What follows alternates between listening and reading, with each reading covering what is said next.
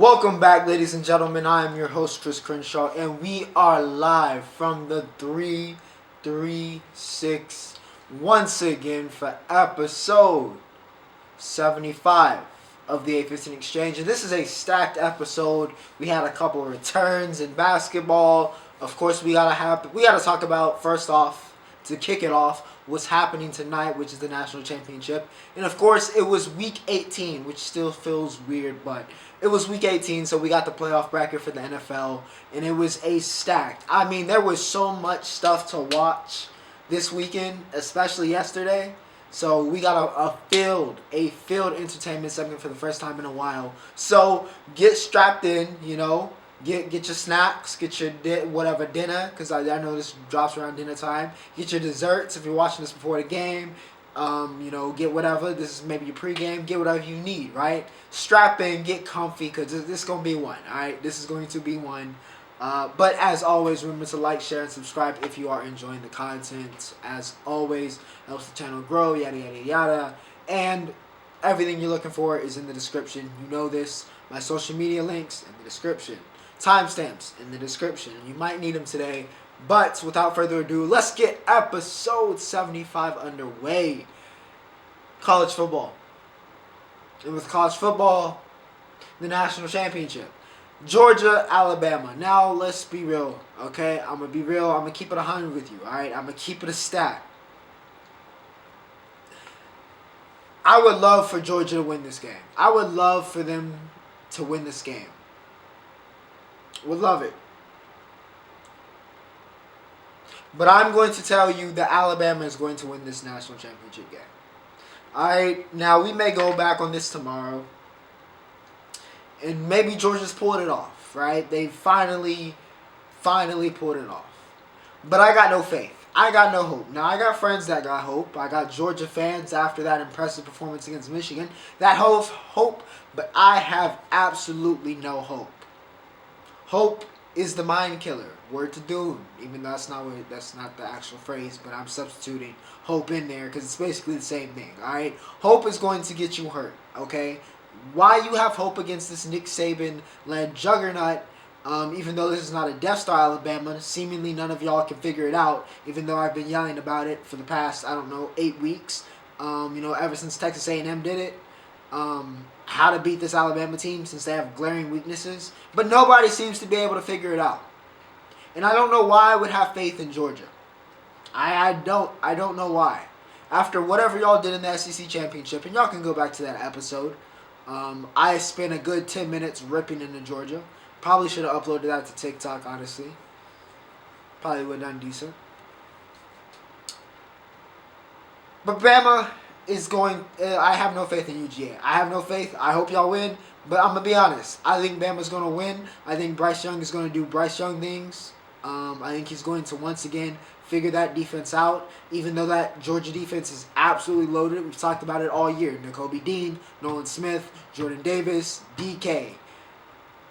Adams out. But still the Walkers. It's stacked. Stacked. It's stacked. Absolutely stacked. But for whatever reason, I have absolutely no faith that they're going to be able to shut down Bryce Young. I have no faith that Jamison Williams is not going for 200 plus tonight. I got no faith. No faith in that secondary, no faith in that front seven. Which sounds crazy. But after seeing what they put on the field, it is what it is. I hope y'all pull it out, Georgia. I hope next week. I hope this week when I talk about it, y'all pulled it off and y'all finally got over the hump and y'all have made college football a little bit more interesting. But I got no faith in y'all. Alabama rolls. That's my prediction. Y'all can let me know how y'all feel about it. Moving on here, what should I do next? Let's stay with the college. Let's stay with the college field, right? Let's stay with college, okay? We got college basketball. We had a couple things happen. Yeah, we're bringing back college basketball this week. I told you we got a full kind of calendar here. College basketball. Baylor has been dominant per usual. We've had a number one team that has stuck in that spot, and they don't look like they're giving that up anytime soon. But the number 2 team in the country, which of course, if you know, I'm a Duke fan. I had a feeling. I don't know what it was. I just had a feeling we were going to lose to the U, and well, It was a hell of a game, but we lost. We lost. I'm very down on this team right now. We cannot find any consistency. I hope we do find it. I hope we figure it out, because the moments when I've watched this team, I've absolutely enjoyed it. But I've also had moments like this game and like Ohio State where I'm like, I absolutely detest this team. Detest. And, yeah, it just leaves a bitter taste in my mouth. Miami, currently the #1 team in the ACC. I think they're 5-0 to start off ACC play. So congrats to the U. Jim Laurinaiga. Should be a Hall of Famer. Hell of a coach. Doing his job. And, yeah, we got beat. We got beat straight up. Shout out to Charlie Moore. Closed the show. We got to play better. We got to play better. We need to find some consistency. That's been our problem this year, is we haven't been consistent and we've played down to opponents. And that is a recipe to get upset brutally in March. I'm not worried about getting there. I'm like last year, right? Where I was like, okay, are we going to get there, or are we just not going to make the tournament? We didn't make the tournament. I'm worried about getting upset early, because this is what it's looking like this team is prone to, even though we have the potential to be much more. So I'm hoping we figure that out. I trust the GOAT. Hopefully we figure it out. Texas Tech is looking dangerous, all right? I don't know what it is. They were missing their top 2 scorers, and they still put up on Kansas and gave them the work. 75-67. TTU gets it done. Bryson Williams was huge, 22-8. And that was with Oche and Jalen Wilson for Kansas doing what they do. And Texas Tech still able to go in there, get the win. Texas Tech, I mean, the way that basketball program has just transformed the past couple years into a legitimate threat, not just in the Big 12, but in the country. Caps off. But we'll see. We'll see.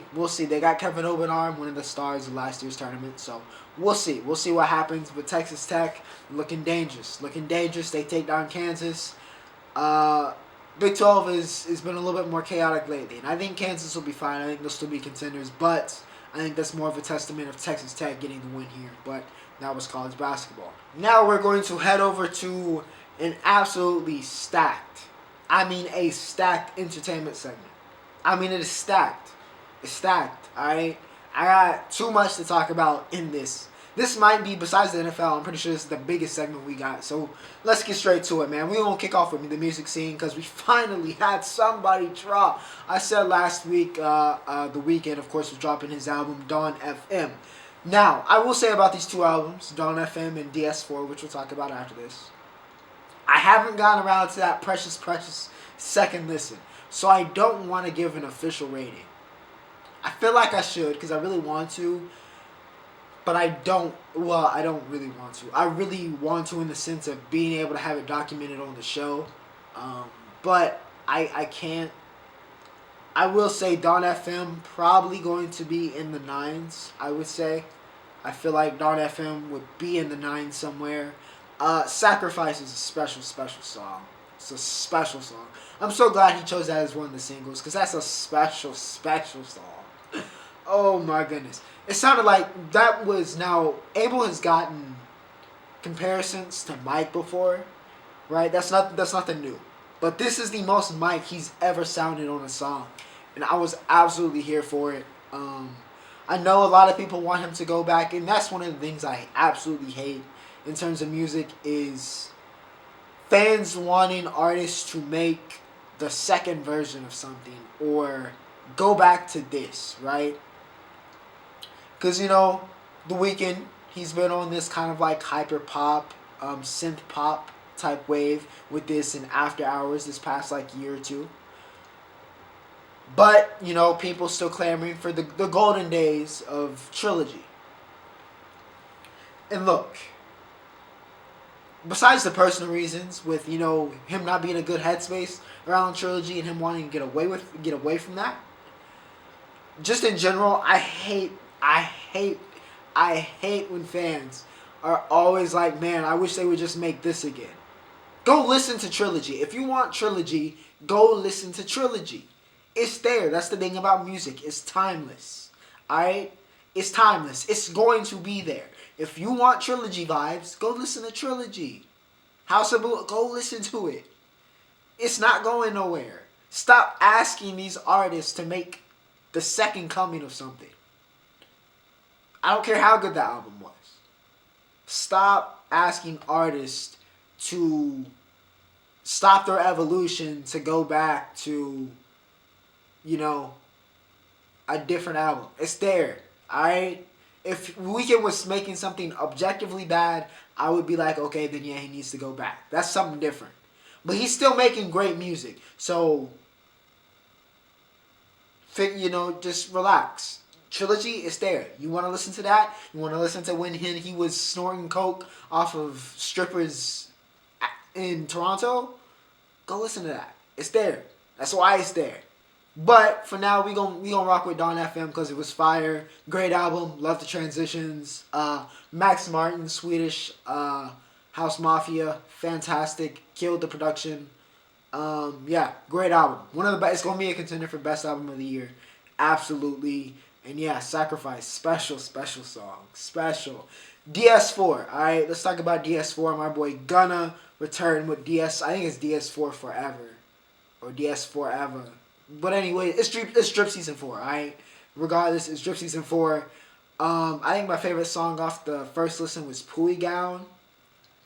I'm feeling for DS4.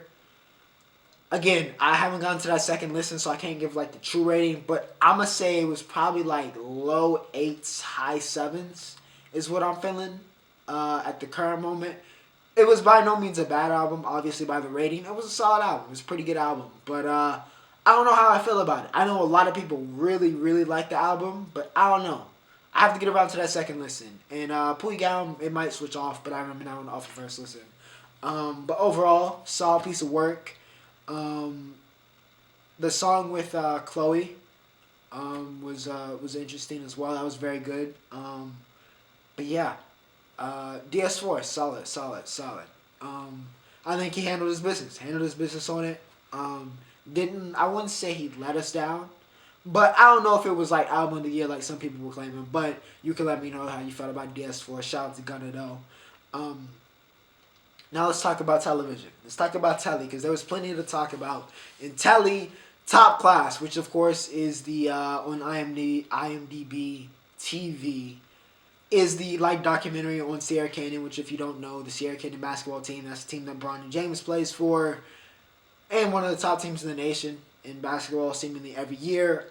They had season 2 of Top Class, which is the kind of documentary on their season. It was good. Once again, it's a very interesting deep dive into these, high school programs and one of the top level ones. So that's always interesting. So very interesting. I kind of sympathize more with Coach Dre this season. It was a hard season for them last year, dealing with injuries and all that type of stuff, and just kind of seeing some of the stuff that was happening, under the cover of what we already knew. So, very interesting. Season 3, though, I really, really cannot wait to see the one on this season because Sierra Canyon's having an interesting season and Bronny's back and playing at a high level. So, that's going to be very interesting. Amari, though, has been injured. So, yeah, a lot of storylines if they're still doing Season 3, but Season 2, not bad. If you want to go watch Top Class, highly recommend it. Singles Inferno. I gotta take a deep breath for this one. I gotta slow down for Singles Inferno, alright? I am a fan, alright? I got no shame. I am a fan of trash dating reality television shows, alright? I know, but listen, it's my, what's it called? Not a vice, but it's like, I can't remember. It's my guilty pleasure. There we go. It's my guilty pleasure, alright? Yeah, call it what it is, okay? Singles Inferno, Korean dating show. Went in there, very interesting. I'm not going to talk about the whole kind of, socio-political commentary everybody's. I'm not going to do all that. I'm going to leave that to y'all. Y'all got it. What I do want to say is, also, I was surprised. They had some really established people in that. Like, contrary to, like, Love Island, even though Love Island was better than this, I'll talk about what I liked and what I didn't like. It was interesting. They had, like, Cha Hyun Sung, who I knew who that was, right? He's Summy's dancer, like, main dancer who's been with her for years. Like, he's pretty famous. I didn't know Gia was as famous as she was already, and she's the it girl now, so we'll see what happens there. But, yeah, it was interesting to have some, like, already established people and whatnot. But, Singles Inferno, alright? First off, it was too short. 9 nights, fall in love. It's way too short. Make that thing longer. I like the concept though. Having Inferno, having Paradise. I like the concept, but you make it longer this time. Now that y'all know it was successful, make it a little bit longer than the 9 days because that's too short. That's too short. Number 2. Alright. And I know we usually talk about sports and we talk about, music and TV, but we're gonna talk about life right now, alright? Because if you watch this show, and you see the actions of one Moon Si-hoon, alright, you gonna think, okay, and spoiler alert, he gets rejected by this girl that he's fallen head over heels for. He gets rejected, I think, 4 times. But no, it's 3 times. And then on the 4th time, finally, he won a game and he got to choose her. Stayed persistent the whole time and he ended up with a girl. Whatever, right? Persistent pays off for him, okay? And what Chris is going to tell y'all here, the audience at home, is that does not work in real life, alright? Do not follow, because somebody in the show, I got to tell y'all it now, because somebody in the show saw that, got inspiration, and thought they were going to pull off a madness, alright? Because they were in a similar situation. But it didn't happen, alright? Do not, okay? Do not. When it comes to women, alright, I'm telling you right now, persistence does not pay off. She does not want you, bro. She does not want you. She don't want you. It's okay, alright? You thinking that after, you get rejected 3 times, but staying persistent, that it's going to get you laid? You're wrong, alright? You're not going to get laid. You're going to get a restraining order, my boy. A restraining order. Okay? The only reason, in the handful of times that this gets pulled off in real life is because they follow rules 1 and rules 2. Okay? Rule 1, be attractive. Rule 2, don't be unattractive. But do not watch this video or this clip, okay, and think that you are going to pull this off because you think you applied to rules 1 and 2, okay? Because I don't need you in my DMs. I don't need you in my comments talking about, hey, yo, Chris, I watched the video, I watched the clip, whatever, and I saw what you said, right? And I thought I followed rules 1 and 2, and I tried to stay persistent. I tried to, chase her, and now the court just said I can't be within 100 feet of her. That's your fault. That's not on me. That's on you. I told you don't do it. Do not do it. Do not chase. Do not. All right. If she wants you, she wants you. It'll be clear. Okay. Cause you pursuing her after getting rejected multiple times, that's not good. All right. If you doing that, you do not need to fall in love with somebody. You need to fall in love with yourself. Okay. You need to get some dignity, some self-respect, and learn to love yourself. Okay. Because she don't want you, bro. She got like 3 dudes in her phone right now that she likes, all to various degrees. You're not one of them. You didn't make the roster. That's okay. There's other rosters. But more importantly, you need to learn to love yourself. Word to BTS. Euphoria. Okay, Euphoria came back.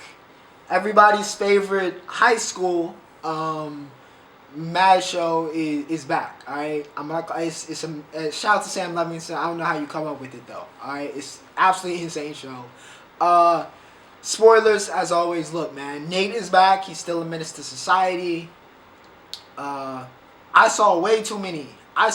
There was an excessive amount of parts that we don't normally see on television. Alright, there was a lot of nudity in this first episode. Okay, if you watched it with your family, I'm so sorry. Okay, but there was a lot of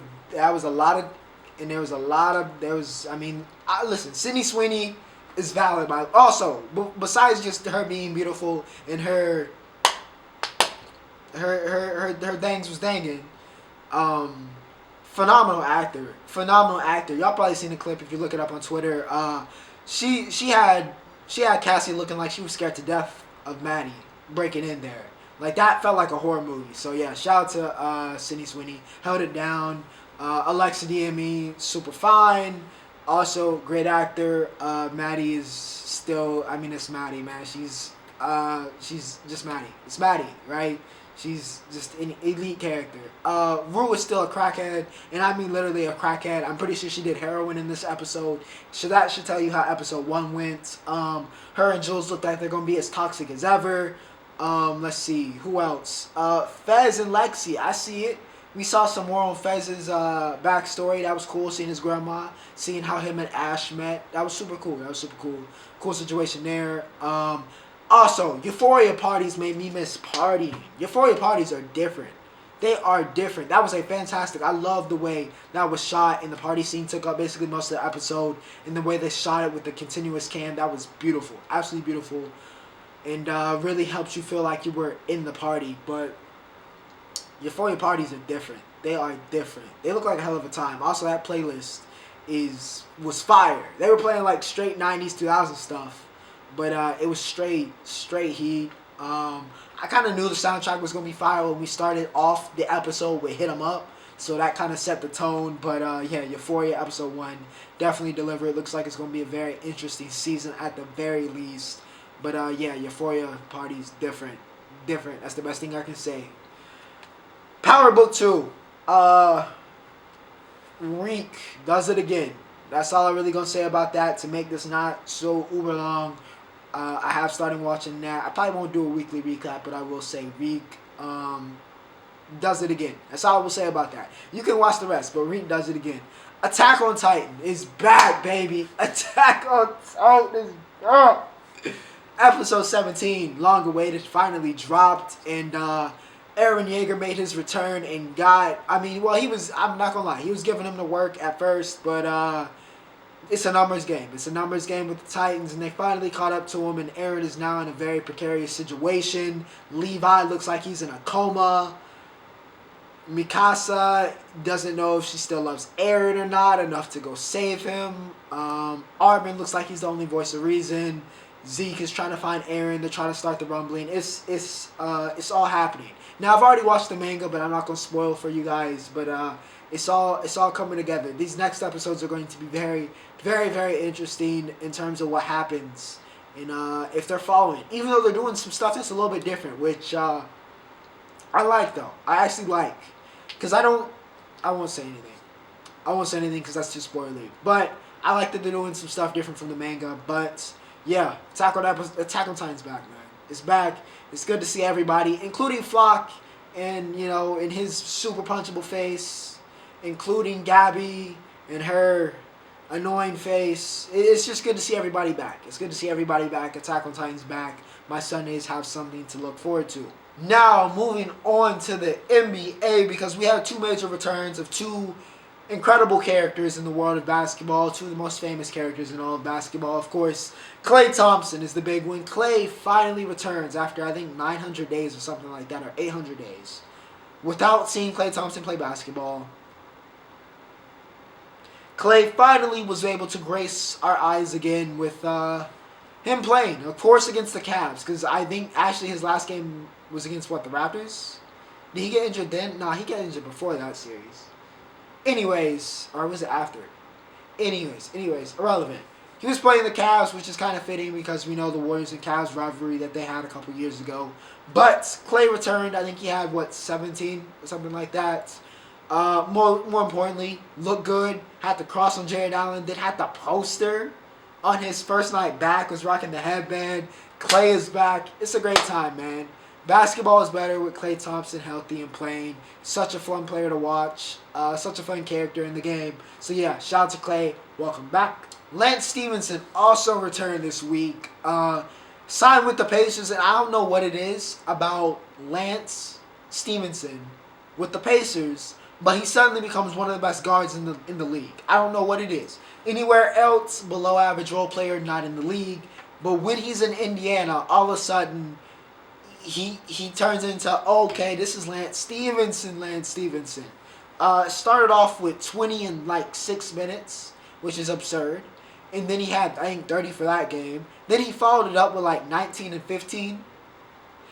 Listen, I don't understand. I really don't understand. But whenever Lance gets in Indiana, I don't know if the air is different. I don't know what it is about him putting on that jersey. But he becomes a different breed.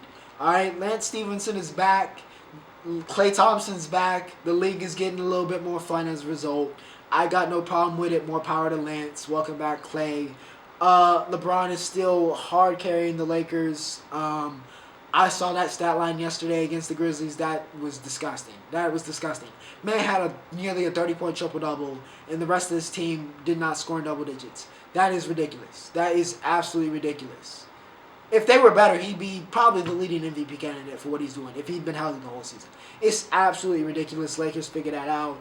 But, yeah, Bulls still hot. But Klay, Lance, they're back. That was the NBA. With that said, ladies and gentlemen, that takes us to the NFL, Week 18. And boy, oh boy, oh boy. Woo! Week 18 was one. It was one of them ones. And we started off on Saturday with 2 games. We had Kansas City and Denver kick us off. Kansas City got the win, 28-24. Patty Mahomes did Patty Mahomes things, 27 for 44, 270, 2 touchdowns. Also had 54 yards on the ground. Mecole Hardman, though, was the leading receiver. 8 receptions, 103 for Mecole. But, yeah. Pringle continues to play very, very well down the stretch here, and I think that's going to be big for the Chiefs down the stretch, especially with the defense playing better than it was earlier in the season when they were a little bit of a liability. Now, I know they laid an egg against the Bengals because Jamar Chase destroyed them, him and Joe Burrow, but they got back to winning ways here against the Broncos, like I said, 28-24. Locke wasn't bad, but he wasn't good, and he's never been the answer. He's never been the answer after that. We had his moments, in his rookie season, but I think we can comfortably say he's not the answer. Melvin Gordon had a solid game, though, for the Broncos, 110 and a touchdown. But, unfortunately, wasn't to be. Kansas City able to get the win, 28-24. The Dallas Cowboys beat the brakes. I'm breaking out the beat the brakes. They beat the brakes off the Eagles. It was glorious, After we let ourselves down versus the Cardinals, it felt like we were exercising some demons versus the Eagles. Dak Prescott breaking, I think, our yardage and touchdown record, which is Tony Romo. But yeah, Dak was phenomenal. He looked like the Dak we saw earlier in the season. 21 for 27, 295, 5 touchdowns for Dak. With Michael Gallup now out for the season, we needed Cedric Wilson to step up into that number 3 spot, and he did it flawlessly. 5 receptions, 119, and 2 touchdowns. Said was absolutely money in the bank versus Philly.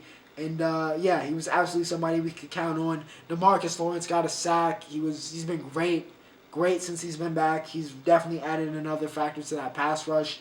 LVE, Landon Vetter-esh, the Wolf, even got a pick in this game. Like, I don't know what it was, but everything that could go right in this game went right for us. Eagles, nobody really standing out. Watkins had a touchdown, but overall, it was a put the Eagles out of their misery game, and the Cowboys did just that, 51-26. The Browns and the Bengals, the battle for Ohio raged on. Now, Cincinnati, of course, did not play Jamar Chase. They did not play Joe Burrow. So it's no surprise that the Browns were able to get the win 21-16, even though they didn't finally rested Baker Mayfield. But I digress. Browns, of course, they did not make the playoffs, so this game was really just about pride for them. Keenum, 2 touchdowns, 176, not bad, but once again, Dearness Johnson was able to bail out this Cleveland team, who now have 3 running backs that they know can get it done, and will make free agency very, very interesting in terms of who do you keep between Chubb, Hunt, or Johnson. Johnson finished with 123 and a touchdown, so good game from Dearness. Jarvis got in the box. Demetric Felton got in the box. I saw that one. Keenum had a fumble, but it ended up not being too bad. Phillips, though, on the defensive side of the ball for the Browns, 9 tackles, a sack, 2 TFLs, 2 PDs, and a QB hit. Great game for Phillips. But, close game. Browns able to get it done. The Lions take down the Packers. Once again, resting starters, okay? So, A-Rod, I think he only played like the first half. Went 14 for 18, 138 and 2 touchdowns, okay? Rodgers was looking like MVP Rodgers, best quarterback in the league Rodgers, okay? He did what he had to in that first half, but after that, had no reason to play him. Rest your boy, put Jordan Love in, since he's supposed to be the prodigal son, let's see what he can do. And Jordan Love wasn't good. He wasn't good. I'm not going to sit here and sugarcoat it. Sure, he had moments here, but he wasn't good. Overall, it wasn't a good game. 2 interceptions that turned out to be very, very costly. Packers were never really able to establish a run game. Alan Lazard was able to get in the box 2 times. But the Lions came with it, man. They came with it. They finished strong. All power to them. 2 touchdowns, well, 2 scoring plays in the last, what was that, 2 minutes of the game. DeAndre Swift and then Riley Patterson's with 48 seconds to go. So great job by the Lions. I think they were a little bit better. Not that I think they were a good team, but they were always competitive. They never really got blown out. For a team as bad as they were, record-wise, they did not get blown out. Like, they were very competitive. So I respected that quite a bit about this Lions team. Respected that a lot about Dan Campbell and the way this team fought and overcame adversity. So I think they have a lot. There's a lot to be happy about. Even though, you got the number 2 overall pick. So it's like you didn't have a good season. But I think there were some positives, a lot of positives to be taken out of the season for the Lions. ARSB, Amon-Ra, fight on, man. He is the answer. Y'all slept on him in the draft. The Lions did not, and they're reaping the benefits. 8 receptions, 109 and a touchdown. Goff, 21 for 32, 38 and 2 touchdowns. But like I said, Lions finished strong in this game. Vikings take out the Bears 31-17. Matt Nagy and Ryan Pace have been fired. I think Zimmer got fired as well. Kirk Cousins, 14 for 22, 250 and 3 touchdowns. Jettas broke the receiving yardage record. Or was it the receptions? What are those records for the Vikings? And they have a long history of some pretty good receivers, I would say. Chris Carter, Randy Moss. So shout out to Jettas. He's the next one in a long line. 5 receptions, 107 and a touchdown for him. Dalvin had 79 yards. The Bears, it was a horribly called game for them. Made some very questionable calls. And, Dalton threw 2 picks. They were never going to win this game. Vikings get the win. Washington beats the Giants. Listen, he hasn't been fired yet. But if Joe Judge is not fired, the Giants aren't trying to win games. All right? They're not trying to be competitive. And that's all it is to it. The Washington football team, I guess we'll find out what their team name will be in a couple weeks. But Washington gets the win 22-7. McCain got 2 picks. Gibson with the TD run. He had 146 and a touchdown, probably his best game of the season. Giants left a lot to be desired, but they've done that all year. They've done that all year, all season long. The Jaguars. Yes, the Jacksonville Jaguars won a third game this year. They finished 3-14 as they take down the Colts. And as a result of this and a couple other things, the Colts folded their way out of the playoffs. I mean, choked. All you had to do was beat the team with the number 1 pick. And you couldn't do it. For the 6th straight time in Jacksonville, you've lost? Disgusting. Just disgusting. Jacksonville, perfect game for them. Probably their best game of the year. Not in terms of play, but in terms of what happened. They got the win. Trevor played well.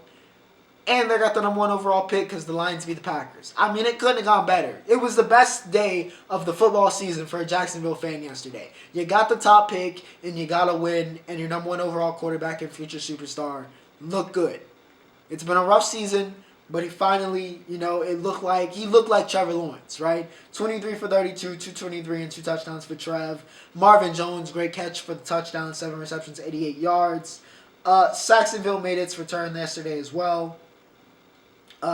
They had 6 sacks for the Jaguars in yesterday's game. Great job by the defense. Great job by the offense, especially by Trev, able to get that done. And the Jaguars got a win. Congratulations, Congrats. That's all I can say, man, is congrats. The Steelers and the Ravens, one of the best rivalries in the league, went to overtime, battle for the AFC North, battle for the playoffs. Well, it wasn't for the AFC North title, but battle in the AFC North.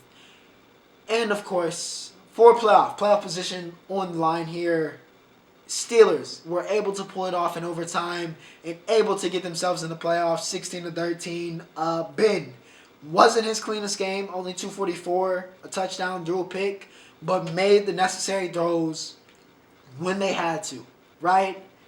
At some moments, for a lot of this game, he looked washed, and it looked like this is why this might be his last game, right? Or should be his last game. But when it mattered, Big Ben showed up. When it mattered, that defense made plays. Shout out to Minka Fitzpatrick for that play on Hollywood Brown. And they got it done.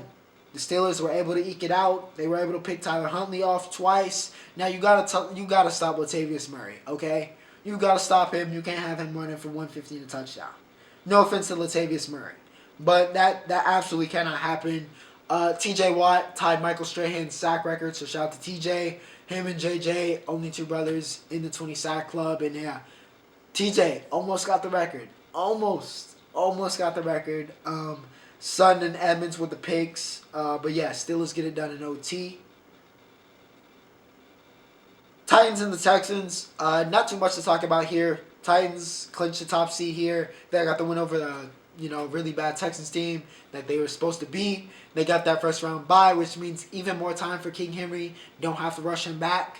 Can give him that extra time to, make sure that foot is good and he's ready to go. And yeah, Foreman for the most part, I will say, even though he didn't have his greatest game yesterday, great job. I think they should keep him around, like I said last week. Ryan Tannehill stole the show, though. 23 for 32, 287 for touchdowns. Westbrook-Akina made some big plays as well. He got in the box. A.J. Brown, Julio Jones scored his first touchdown of the season, which sounds weird to say. Week 18, last week of the season, Julio finally gets a touchdown. Dealt with a lot of injuries, though, this season. Davis Mills has not looked bad for the Texans. I think he's worth keeping around and just seeing how he develops. 23 for 33, 3 touchdowns for Davis in this game. Danny Amendola looked like Danny Amendola of old. 7 receptions, 113 for Danny. But Titans were able to get the win. Tennessee gets the top seed. We'll talk about that later. The Saints were able to take down the Falcons, but because of what happened later in the day, unfortunately, were unable to make the playoffs. But did their job so far in this game. I mean, Kamara, 146, threw on the ground. He got, 2 receptions, 16 yards. Kamara did a little bit of everything. Did what he had to do to try to put them in a position to get it done. But it wasn't to be. It wasn't to be. They did a duo of Taysom Hill, Trevor Siemian. A duo of Hill and Siemian played in this game for the Saints. 3 touchdowns total, 174 total, 16 for 24. So quarterback play, like I said, handle business. Kamara, handle business. Defense, handle business, right? Forced 3 fumbles, I believe. Got some pressure on the quarterback. Did what they could. Got the win, but it wasn't enough, unfortunately. And the Saints do miss out on the playoffs because of what happened in this game. The 49ers and the Rams. I mean, it was a great game, by the way. And one of the best games of the week. Another overtime game. San Francisco walks into LA and gets it done in overtime. A game-clinching pick in overtime to win it, 27-24. Stafford, like I said last week, man, he looks good. He'll put up numbers, 3 touchdowns in this game, but he turns the ball over entirely too much, man. He turns the ball over so much, and at the worst times. It's the thing that prevents him. He has elite arm talent, elite talent. We've said this forever with Matthew Stafford. He has elite talent.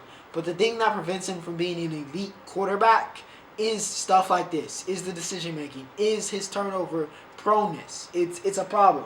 And it was a problem in this game, and it helped cost him this game.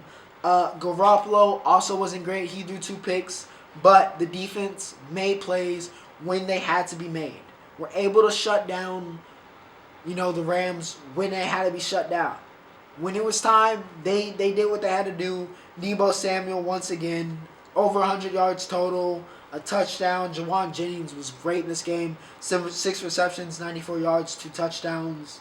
What else? Eric Armstead had the game of his life. 7 receptions, 2.5 sacks, 2 TFLs.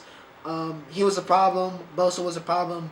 That defensive line was annihilating the the Rams offensive line, giving them all sorts of problems. Cooper Kupp did Cooper Kupp things. Listen, he won the Triple Crown, for those that didn't know. 7 receptions, 118 and a touchdown. Look, Kupp got his. But, for the most part, the rest of the team wasn't able to do that. The 49ers were able to do enough offensively and make necessary stops. They win the game. They get the wild card. Congrats to them. The Bills and the Jets, nothing too remarkable here. Bills get the win, 27-10, win the AFC East. Josh Allen, 24 for 45, 239, 2 touchdowns. Singletary continues his pretty good play, 88 yards, 1 touchdown. Diggs got in the box, but like I said, They gave Zach Wilson all sorts of problems. He goes 7 for 20, 87 yards. So I really need to say, Bills win the AFC East. The Dolphins beat the Patriots, which means I think Brian Flores was 4-2 versus the Patriots, and they still fired him, which I don't understand. If you need a head coach, somebody better be picking up Brian Flores. The Dolphins closed the season fantastically, win 8 of their last 9, which is absolutely nuts. Went down to the last play, but the Dolphins were able to get it done. Fumble recovery in the end zone to put it off. Don't know what Jacoby Myers should have cut up the field and tried to make a play there. I don't know why he threw that back, but nonetheless, it would have been improbable anyway. Duke Johnson, 117 yards, a touchdown. The run game was going 195 total, and that was a big reason why the Dolphins were able to do what they were able to do in this game and get the win. They were able to get to Mac, and once again, Mac, not a bad player by any means, but when the pressure is on, he's not there yet. He's not there yet. Maybe, but when the pressure's on, he's not. He don't expect him to do nothing crazy. Jalen Waddle, though, shout out to him, broke the rookie reception record, so shout out to Waddle. But Dolphins able to get the win. Seahawks take down the Cardinals, the most fraudulent of fraudulent teams. Not that it's any surprise at this point, but the Cardinals blow their shot at the NFC West title by once again folding to another opponent late here in the season. Frauds, just frauds. Seahawks get it done 38-30. 38-30. Russ continues to look more and more like Russ as we close the season. 15 for 26, 238, 3 touchdowns. Rashard Penny has been arguably, with JT, the best running back down the stretch here. In this last quarter of the season, he has showed out, looking like he's back at San Diego State. 190 and a touchdown for Rashard Penny. He goes off. Tyler Lockett goes 5 receptions, 98 yards, 2 touchdowns. That Seahawks offense could do no wrong. Could do no wrong. Arizona's defense looked pitiful. I mean pitiful. Kyler goes 28 for 39, 240 and a touchdown. Connor got in the box, but can't really pin this game on them. I can't really pin this game on them. Their defense was just atrocious, and the Seahawks ran wild. Rashard Penny, dominant game for him. And they did what they wanted, and they got the win. Buccaneers take out the Panthers, who are just down horrendous.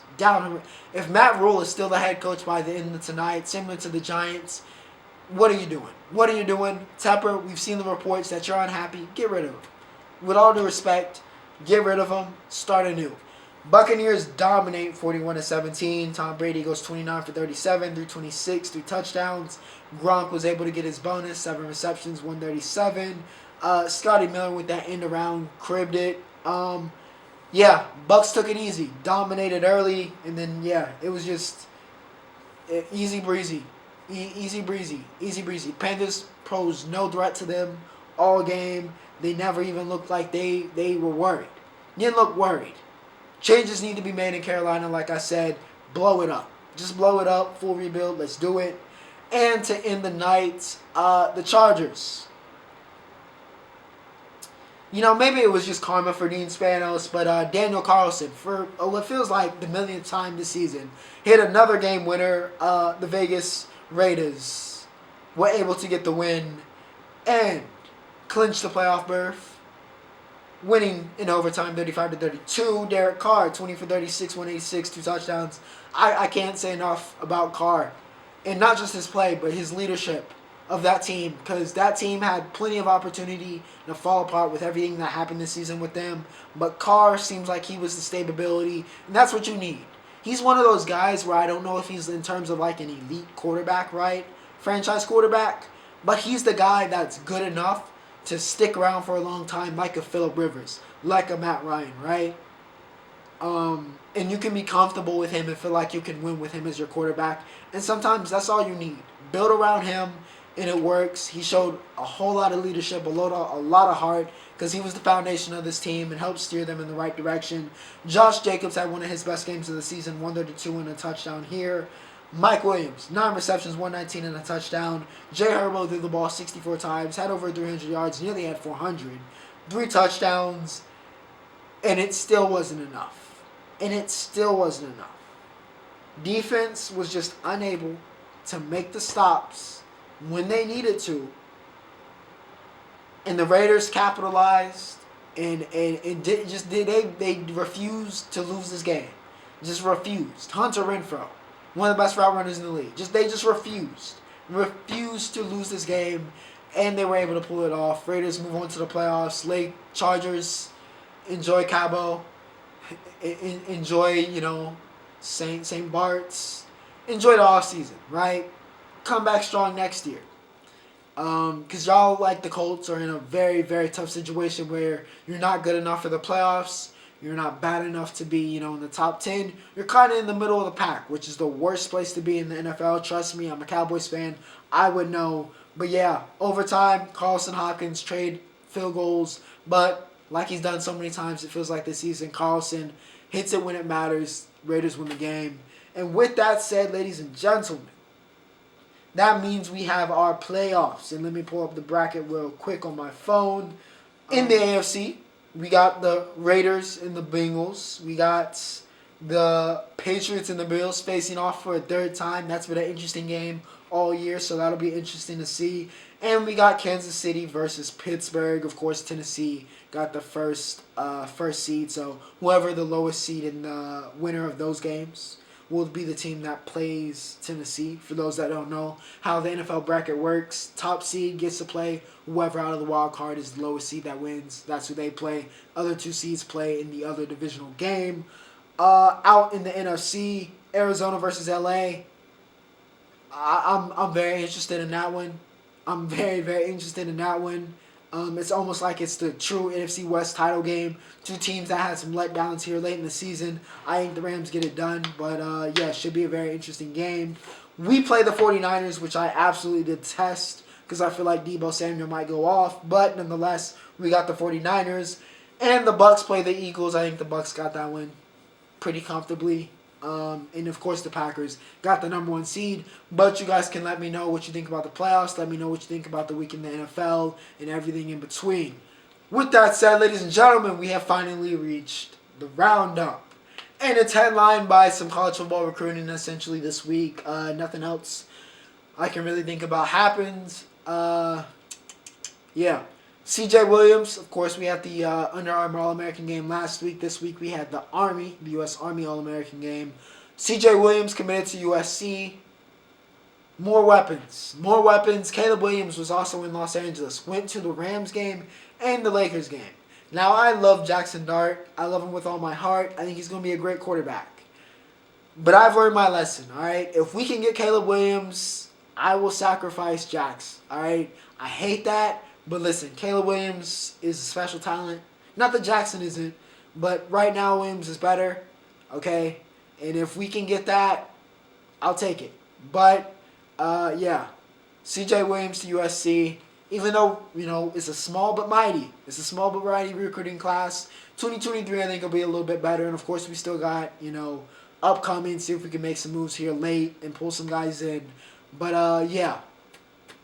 We got quality over quantity this year. Recruiting CJ Williams commits to USC. That modern day USC pipeline reestablishing. Everything's healing. Kevin Coleman, though, the big news. 4-star receiver, another 4-star receiver. Kevin Coleman commits to Jackson State. The second blue chip prospect to go to Jackson State.